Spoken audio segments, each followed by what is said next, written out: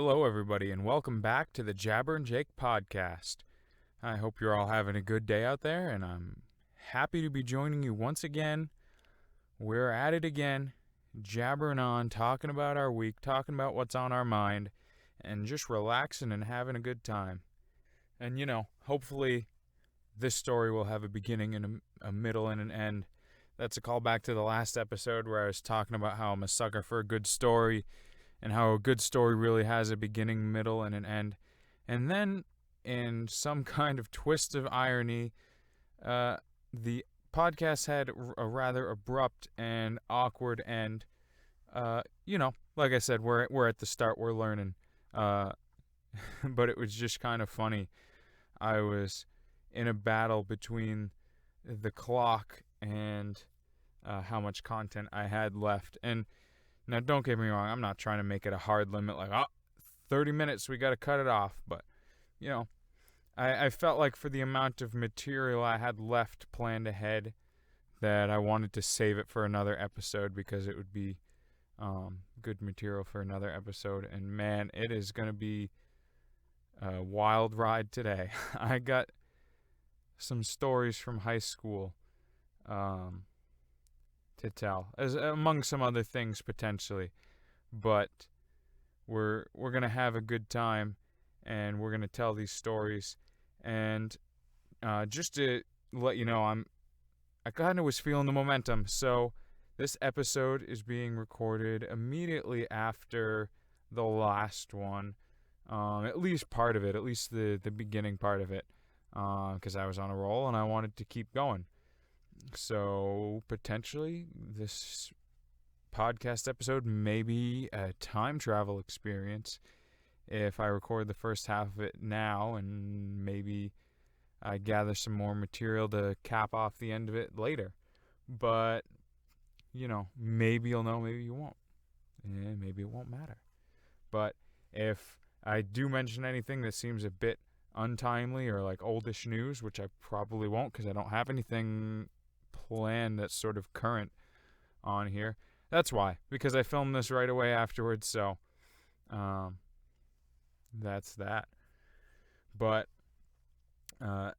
anyway, enough teasing you all with promises of good things to come, and let's actually get into the meat and potatoes of this podcast, which is some funny stories from high school with my buddy Xavier. And we have some really, really hilarious ones.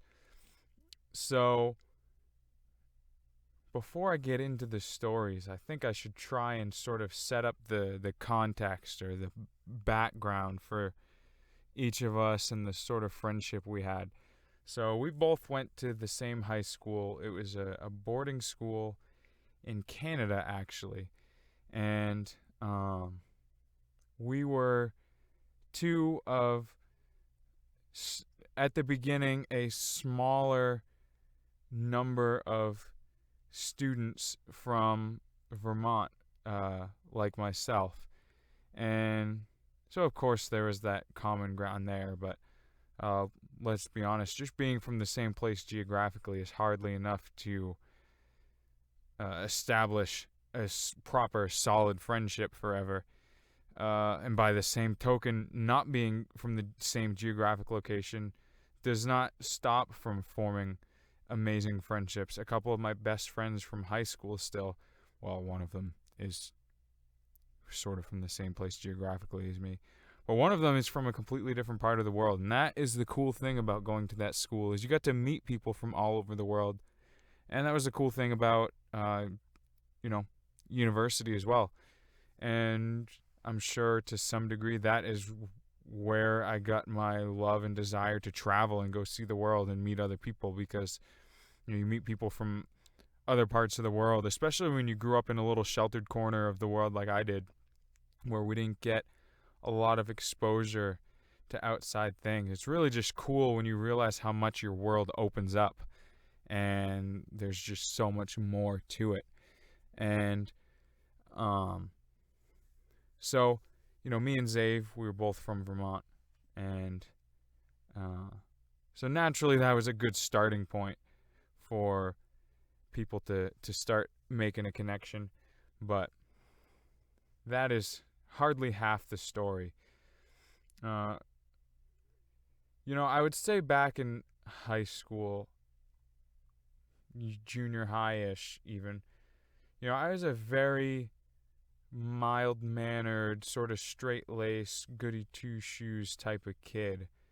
Don't get me wrong, I was super talkative and high energy, so maybe mild-mannered isn't quite the right descriptor, but I certainly didn't act out too much. And before it sounds like I'm trying to say that we were a couple of rebels tearing up the school. It's nothing like that. It wasn't that. But, as Xavier and I started to sort of connect and talk more and, become buddies, we took the full experience of just getting into some fun little shenanigans while we were in high school. And so that's just sort of the context or the setting for where these stories took place. Is it was one of those friendships where we just clicked, and we brought out this chaotic, silly energy in each other. Of course, there were other friends in our group that certainly radiated that same sort of energy to varying degrees. But certainly where these stories came from, a major driving force in them was either myself or Xavier, or the combination of the two of us, or the combination of multiple of us. And so the first set of funny stories that I want to tell, the first one was from French class. Now, we were both in the advanced French class at this point. Our French was pretty decently good. I was just about to try and get cheeky and say français, and then I decided that I would have cringed at myself too hard, but I did it anyway. So make of that what you will, I guess. But maybe to set a little context for this as well, is that our French teacher was quite the character herself, and her class was super, super fun. And certainly, we got away with some shenanigans that some teachers never would have allowed in their class. And but don't mistake that for her not running a tight ship. It was she did a very good job of preparing her students for the exams and stuff that you had to take in Quebec for graduating high school. But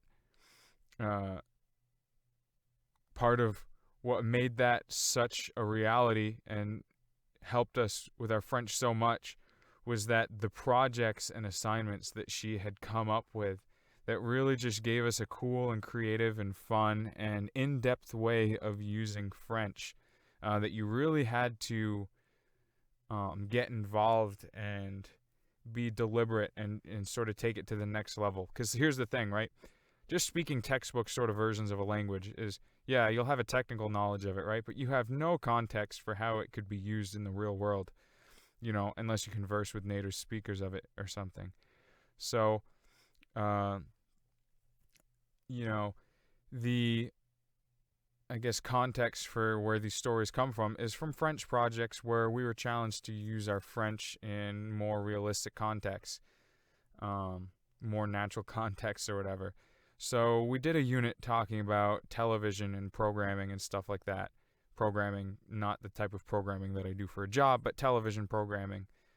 And so for this project, our challenge was to create a trailer for a television show or series.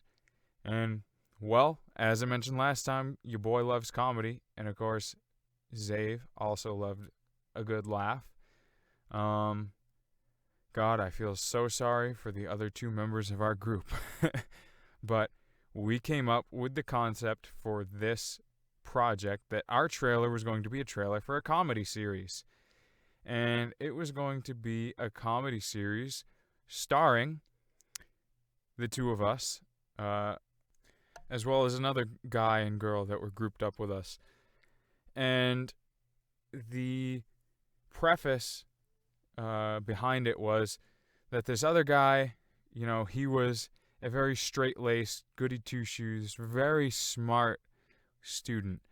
And Xavier and I were sort of his two childhood, I wouldn't exactly say friends, more like acquaintances, but we always sort of were up to shenanigans, and somehow he got wrapped up, and we made his life not necessarily miserable. Well, no, let's be honest. We made his life miserable, but not in a malicious way, just in a, oh my God, you guys are idiots sort of way, and he was very much, the straight-laced sort of character. And the concept was, he gets to this college, this university, whatever, what have you, having graduated from high school, and he thinks he's finally rid of us two idiots. And surprise, surprise, he wasn't. We ended up at the same college, whether it was through some fluke, maybe it was a very prestigious college, and there was no way we should have made it in, or maybe, maybe that other feller wasn't living up to his potential, maybe he applied to a safety school or something. But he gets to this prestigious, well, I guess we'll say prestigious college. Just tore apart that joke I made before. And he meets this girl there that he really has feelings for and, wants to develop a relationship with her. And, as fate would have it, they're in the same classes, and she asks for his help to tutor her. And of course, unfortunately for him, in a weird love triangle, he's infatuated with her. She is more infatuated with, for some reason, the two idiots that keep making his life miserable. And there you go. Perfect setup for a nice, irreverent, Quebecois French sitcom starring the four of us. And so the trailer for that show basically comprised of a sort of series of photos that showed some sort of time lapse from childhood through college or high school that depicted various situations of us causing trouble for this main protagonist, our main character, and then shows him rocking up to his new school, all happy to be rid of us. And then, boom, turns out we're still there. And it's just then becomes a series of sort of pranks or jokes that we continue to make that just annoy the crap out of him, and annoys the crap out of him even more that the girl he's tutoring finds it very flattering and charming, all these jokes we're pulling. She finds them very funny and finds us, very adorable, and that just annoys him even more. But here is the funniest part of the story that was not scripted. Well, it sort of was. You'll see how in a minute.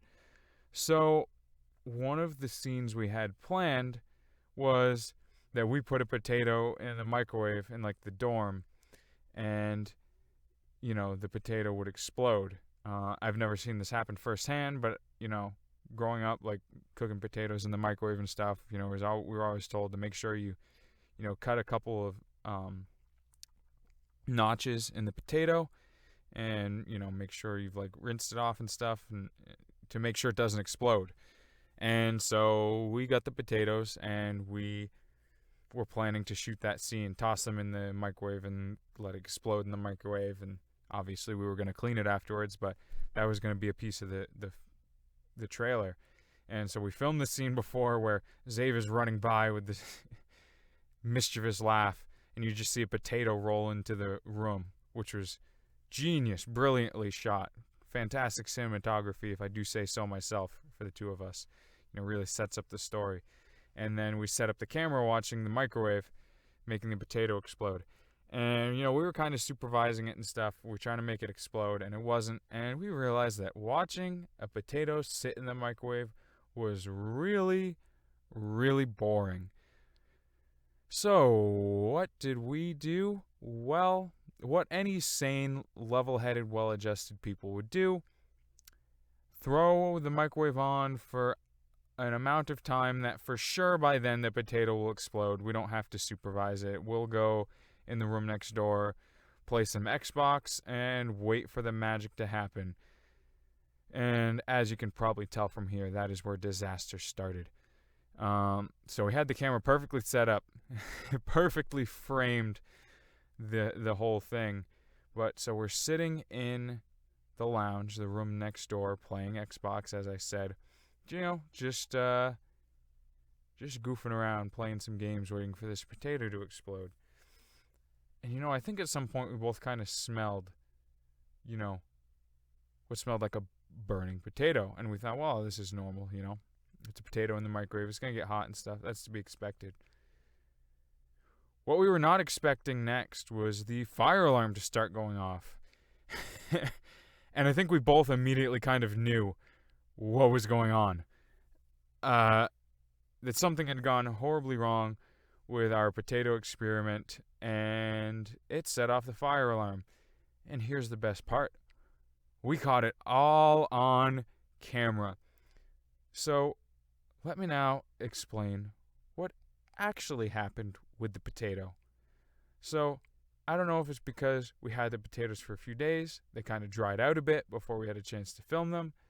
I don't know if it's an urban legend. I don't know what circumstances led up to this potato not doing what we expected it to do, other than the fact that we were complete buffoons and said, yeah, let's just toss it in there for 20 minutes. 20 minutes we set on that microwave and then left it to its own devices. But the camera's set up filming this, and you see the potato in there cooking.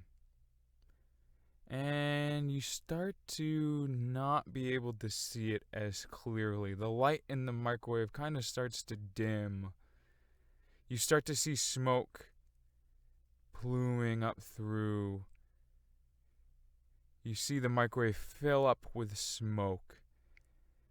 You start to see the smoke rise out of the microwave a little bit as the microwave has now become full and can't hold anymore. And then the fire alarm goes off, right? No, we're getting to the grand finale.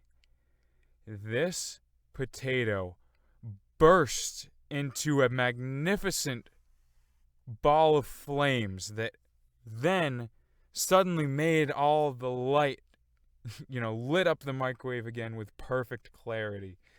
Now, with the little bit more knowledge I have, having been a firefighter for a little bit, I know that probably also some of the smoke was catching on fire, because smoke is fuel for a fire. But that's not the point. The point is that this potato ignited in a glorious inferno, started to die down, and smoke was just billowing out of the microwave at this point. Also, if you're wondering, yeah, that microwave was absolutely screwed after that. There was a new microwave that had to be purchased. But then you hear the fire alarm start going off. You see Xavier run in, being like, Jacob, grab the potato. I don't remember what I was doing, but he's then grabbing a tray, grabbing the potato, like sort of in a very frantic manner, putting it in the sink.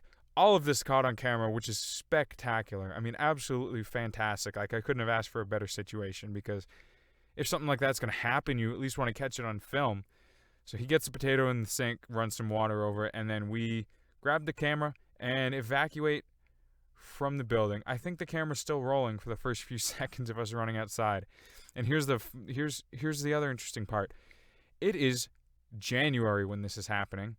It is the evening time during the study period that we had, when people are studying, usually in their bedrooms. Not necessarily wearing snow gear or proper shoes or anything like that.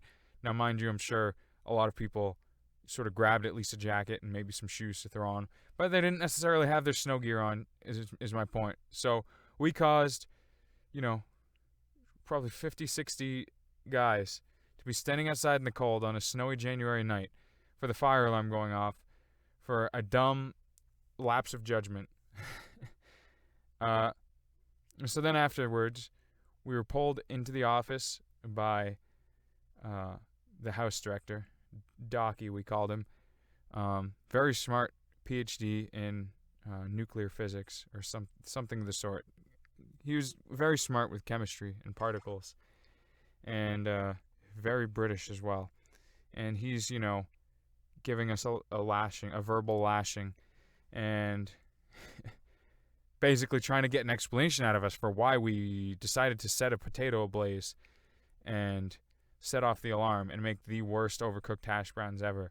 And we made sure to plead our case, because we genuinely didn't mean malicious intent, that it was just a misunderstanding. We didn't mean to set the place on fire. It was just a dumb mistake. And he said this line that I will never forget. He said, "So you weren't being vandals, you were just being morons." Now, not that anybody wants to be called a moron, but I'd rather be called a moron than a vandal. So we were like, yes, we were just being morons. So yeah, we had to, luckily, the punishment for being morons was less severe than vandals. Potentially we could have faced expulsion, but we just had to clean up the kitchen and stuff like that. Make sure it was spotless. And of course we put it in the video. Because how could you not? Like, we made a real candid meathead moment that made it into the video, and we got an A+ on that video, by the way, so I think it was the right call. We also had other French projects consisting of songs written where the lyrics were written in French. And now the group wasn't the same for all of the songs we did. We did like 2 different songs in that class, and the group wasn't exactly the same both times, but the spirit of it was, because this was 2 different projects over a couple different years. But we formed a group called the Ketchup Boys, spelled like B-O-I-Z. At least I think so. I imagine that's how we all thought it was spelled. And that's because the first song we did as that group was called the Ketchup Song. And it was like a song that was originally, I think, mostly or entirely in Spanish, but we were tasked with, we weren't told which song, but we were, to pick a song and basically write lyrics for it in French. And I'm gonna do such a horrible job of retelling the story because I don't quite have it in front of me. I have the footage somewhere. I should rewatch it and tell in better detail some of the things we did. I mean, you're lying down on tables in the cafeteria doing cute little, sort where you lie on your stomach and you have your hands cupped in your chin cupped in your hands, and you're sort of kicking your feet cutely behind you, stuff like that. Horribly mangling the chorus, which we kept in Spanish because you're allowed to keep a certain percentage of other languages in it. And then just singing about food in French, like rap sort of style, trying to look all badass, which we absolutely did, I'm just saying. But it was the funniest thing ever. And of course we did then a song later, again a rap style. But, this was our more serious track where we were trying to bring out positive change in the world. And some members of the group changed and stuff like that, but it was a really fun time. We had a lot of fun times in that French class. But there's another funny Xavier story so I was a prefect at my school this year. We both were. And I remember we stayed over one weekend for an open house for prospective students to come visit, to go sort of tell people about the school and guide people around and stuff, people that were visiting. And I think it was my senior year, because I think I was one of the head prefects, and I remember I had somewhere specific that I definitely had to be, that the head of admissions had asked me to be at. And so that was a Saturday morning, probably something like 9 in the morning or 10 in the morning, something like that. It wasn't too early of a start. But so I was sleeping, and I get a knock on my door. And my first reaction was panic, because I'm thinking, oh no, I overslept. I slept in. and there's like a teacher coming to wake me up, or somebody sent, one of the students or other prefects to get me. And I was so nervous. I jumped out of bed, and then I opened the door, and it was Xavier standing there. And I realized it was like something like 5 a.m. or something like that. So I was not late, but which was a relief. But I was still confused as to what was going on. Now, I can't remember if I knew this or not. I think I did. That Xavier actually had somewhere to be that day because he did a lot of like mountain biking and bike races and stuff like that back home. And he had something like that going on that day. So he was sort of exempt from the goings on at the school that day or whatever. Not everybody necessarily had to be there. And so I don't know if the original plan was for him to go back the night before. I think it might have been, but his sister had to stay there for something because his sister also went to the school. So they ended up staying the night, and they were going to leave early in the morning, like 5 in the morning or something like that. And he had a manual, like Honda CRV. I don't know what year it was. It was a really quintessentially Vermont car, if I do say so myself, even though, it's made in Japan. But let's be honest, just because something's made somewhere doesn't mean that another place might not adopt it as a part of their culture. And it was just a very Vermont sort of car. But basically what happened was his car was not starting, and he needed help starting it. And no, I was not the sole source of help that he sought, because it's not like I necessarily know my way around cars too well. But here's the thing about a manual car. There's a couple different ways you can start a car. The most common one is to jump it using another car and a set of jumper cables. A car with a good battery, you hook it up to their battery, you start it, boom. We didn't have that luxury because Xavier was sort of one of the only people in our grade that year that had a car, which is why I think it was actually not my senior year, it was my grade 11 year. And not that I had a car my senior year, but so he basically gathered a few of us, maybe 5 or 6 of us, and basically a lot of our friend group, and we go out and we are trying to help him start his car by doing the alternative method of starting a car, which you can do only with a manual. To my knowledge, I'm not a car guy per se, but as far as I know, these are the 2 ways you can start a manual. Is the second way is called like a pop start or something like that, where you basically, you put the car in neutral, something like that, and you push it, you get it going, you get it some momentum, and then you should be able to start it. So that's what we were doing. We all got out. His sister, who was on crutches at the time, I think, was sat in the driver's seat, and the rest of us started pushing this Honda around like the parking lot out back of the school, trying to get it working. Now the parking lot was sort of on the slightest incline, so we pushed it up to one end, tried to push it down and get it going. And mind you, none of us knew what we were doing. I think this was a method of starting a manual car that he had just Googled minutes before, and we thought we'd give it a go. And yeah, I wasn't having any of it. We were having no luck getting this car started, and we were like, well, we basically ended up having to ask the house director for the house he was in to get his jumper cables and start the car. So, not every story ends with success, like the French video where we got an A+ for setting a potato on fire. But that's just how it is sometimes, And, those are the types of things you remember. I mean, those are 2 stories that I remember the most from high school. I mean, now that I've sort of gotten this idea going, I think I might try and think of some other stories that I remember, because there were some really cool stories, both with me and Xavier, or me with other friends, me with my friend Rob when we were on a rugby trip to British Columbia, where I scarred him for life. He definitely remember this to this day, I'm sure.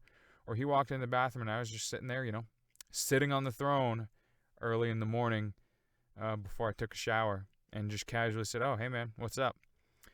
Now, if you're not used to seeing a guy sitting on the throne doing his business, just casually saying what's up to you, that's going to scar you. And I guess he was in that camp. Me, I thought it was just a normal thing. We were all, Just like, oh, hey man, yeah, brushing your teeth or something like that, and he was just scarred. So, maybe for future episodes, I'll try and think of more stories like that. Maybe expand on that story a bit more. Maybe see if I can get in touch with Rob and see if he can enlighten me on some of the details. But that's sort of a good segue to talk about that, maybe one of those guys could potentially be a first guest on the podcast. I talked to Xavier about this just to, and I figured, so I sent him a message just making sure it was okay. I mention his name and stuff and tell the stories. And here's the thing, right? I asked because it's a courtesy thing. You should. But here's how well I know Xavier. Even though we haven't talked in a while, that I had a feeling he was going to be okay with it. And hell yeah, dude, he was. He said, yeah. He said, there's nothing too incriminating or anything. He said, heck yeah, go for it, man. And I love that so much. And I said, dude, one day when I have guests on this thing, you need to be a guest. And he's like, yeah, that'd be fun for sure. So something to look forward to someday. Maybe we'll be able to get on, and maybe he'll remember some more details about this story that I left out, or he'll be able to remember some other stories, or we'll just be able to have a silly, fun time, reminiscing or talking about crazy stuff that's going on. And I just can't wait.